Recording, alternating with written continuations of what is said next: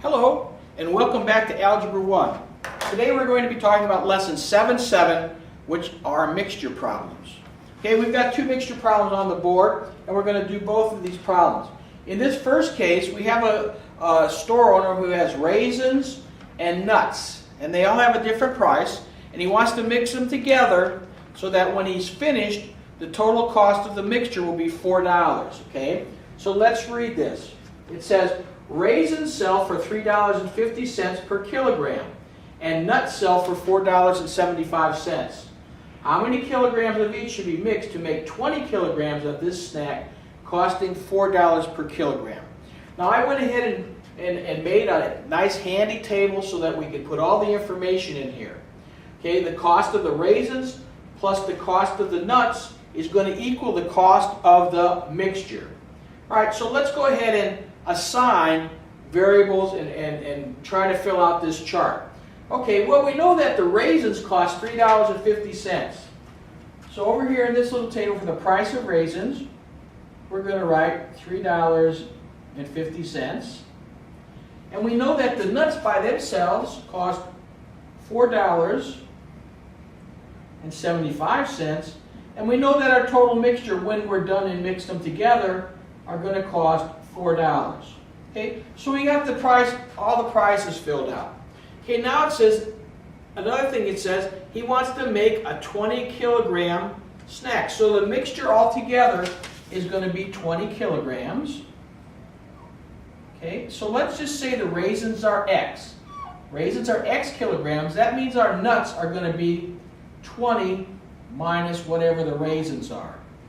Okay, and we can go ahead and we can write our equations for each one of these.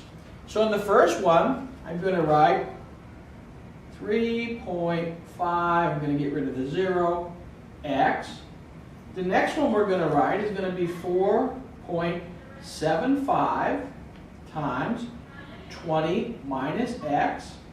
And the last one is going to be 20 times $4 or 4.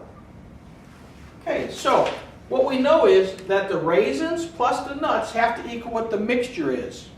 Raisins plus nuts are going to be our mixture. So I'm just going to put R for raisins plus our nuts, and it's going to equal our mixture, which is M.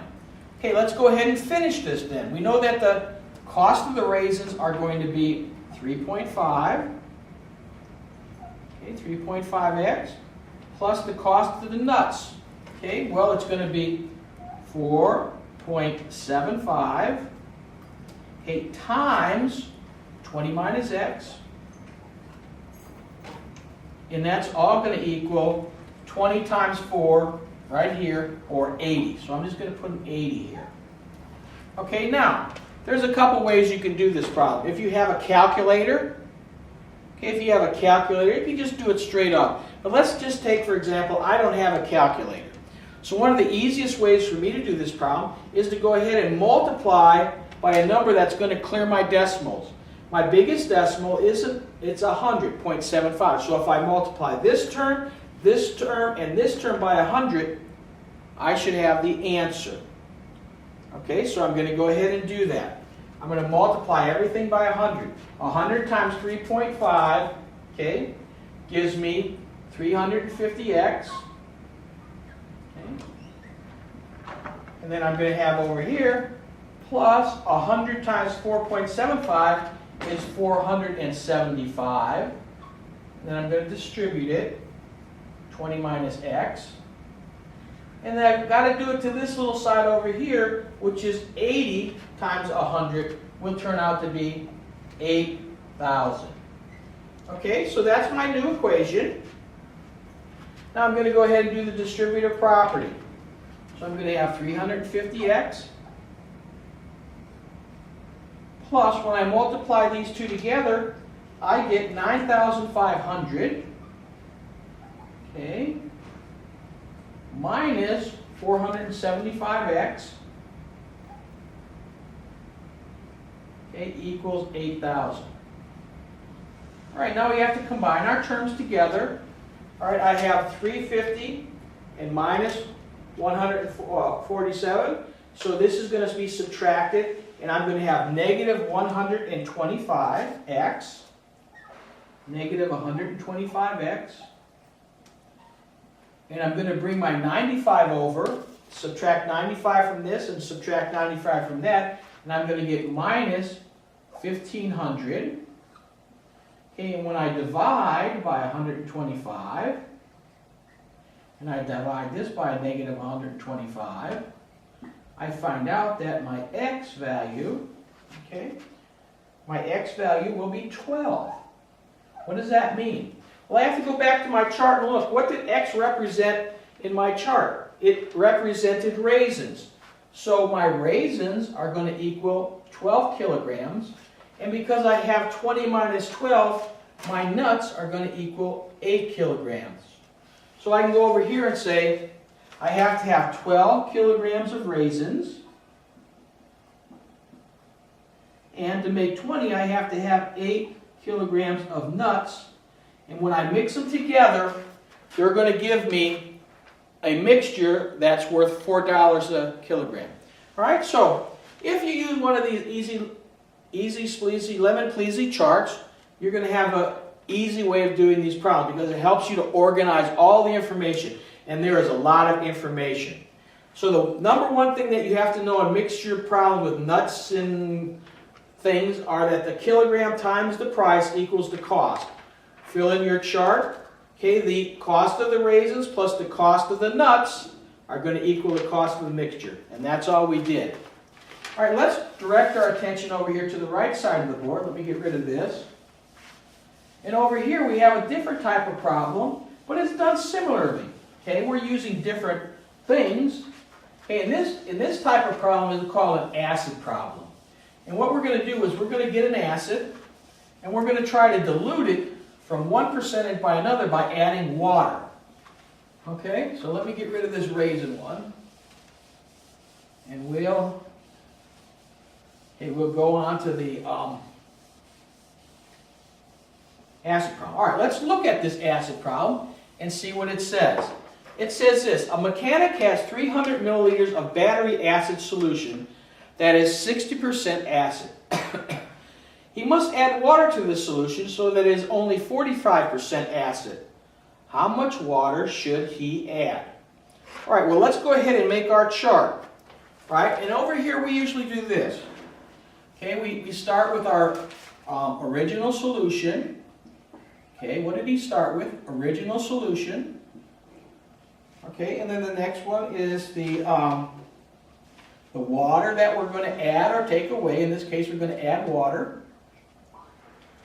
And then this is going to be our new solution. Our new solution. Okay, and on the top, what we have to remember, and let's go ahead and do this, out to here, and out to here, and out to here. Okay, and at the top, what we have to remember, that the total amount of acid, I'm going to put the total amount of acid, okay, times the percent of acid, okay, times the percent of acid, it's going to equal, okay, it's going to equal amount, the amount of acid. And I'm just going to write, let me go ahead and erase this mixture problem thing here. Okay, and it's going to equal amount of acid.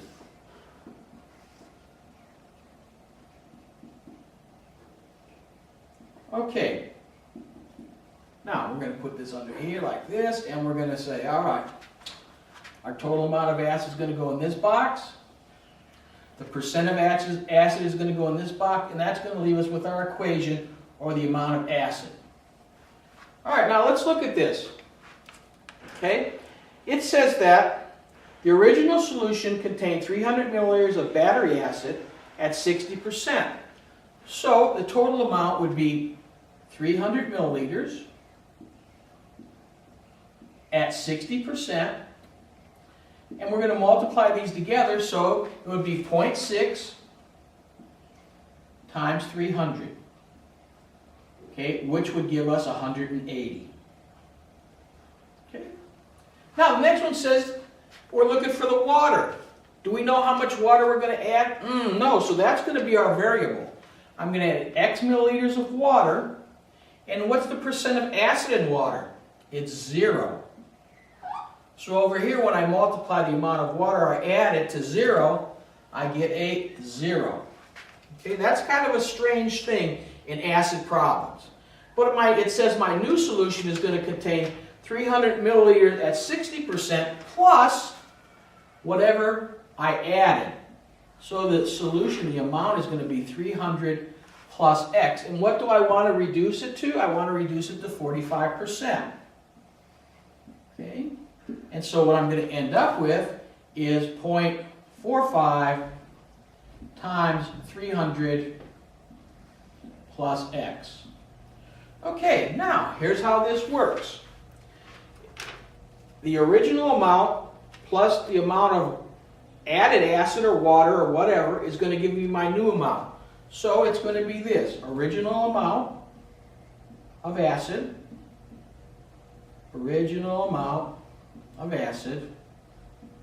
plus, okay, added acid, or if it's just water, there's no plus added acid. In this case, it's water, so my added acid will be a what? It'll be a 0. And that's going to equal the new amount. Okay, new amount of acid.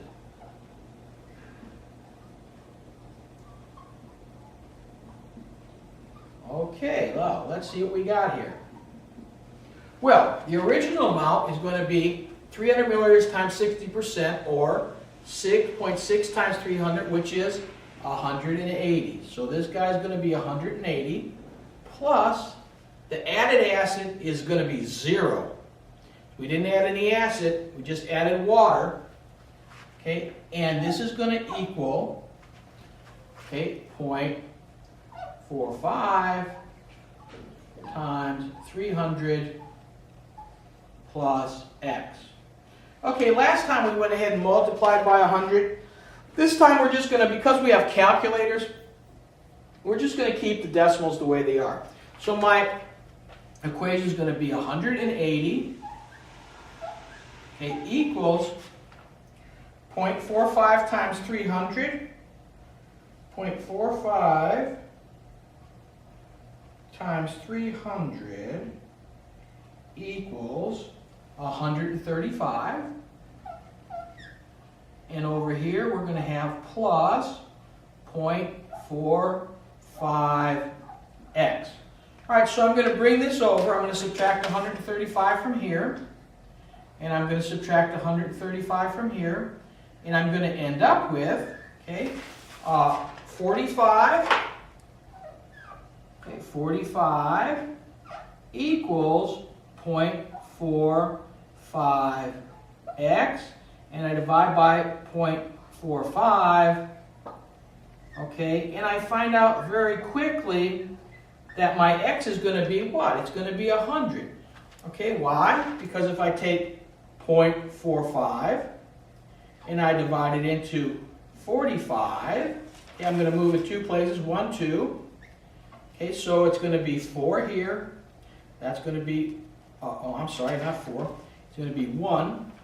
What am I thinking? It's going to be 1, which is going to be 4, 5, and I have 2 zeros left to put up there, so it's going to be 100. So my x value is going to be 100. What does that mean? Let's look up there. It means that I'm going to add 100 milliliters of water to this.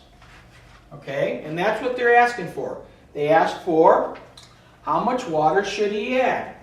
Okay, so over here you're going to write water added. Okay, water added.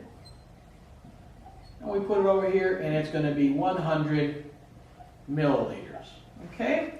So with practice, these mixture problems become easier and easier. So my suggestion to you is do as many of these type of problems as you can and you will get very proficient. Okay, this is the end of lesson 7-7, mixture problems.